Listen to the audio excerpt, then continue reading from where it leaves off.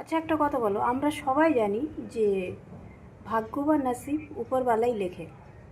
তো একটা কথা আমি বুঝতে পারি না, এই যে 3 বছর, 5 বছর, 7 বছর বাচ্চারা যে রেপ হয়, তো এটাও তো উপরওয়ালা লেখে।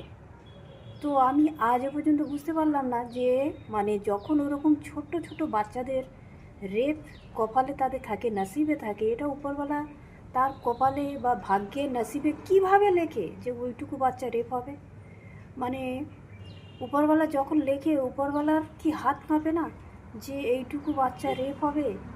মানে এটা কি করে সম্ভব? এটা কিভাবে মেনে নেওয়া যায়? এটা এটা কিভাবে মেনে নেওয়া যায়? আচ্ছা, একটা কথা বলো। আমরা সবাই জানি যে ভাগ্য বা নসিব উপরওয়ালাই লেখে।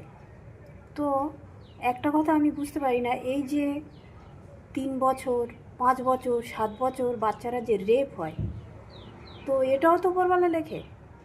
তো আমি আজও পর্যন্ত বুঝতে পারলাম না যে মানে যখন ওরকম ছোট্ট ছোট বাচ্চাদের রেপ কপালে তাদের থাকে, নসিবে থাকে, এটা উপরওয়ালা তার কপালে বা ভাগ্যে নসিবে কিভাবে লেখে যে ওইটুকু বাচ্চা রেপ হবে। মানে উপরওয়ালা যখন লেখে, উপরওয়ালার কি হাত কাঁপে না যে এইটুকু বাচ্চা রেপ হবে? মানে এটা কি করে সম্ভব? এটা কিভাবে মেনে নেওয়া যায়? এটা এটা কিভাবে মেনে নেওয়া যায়?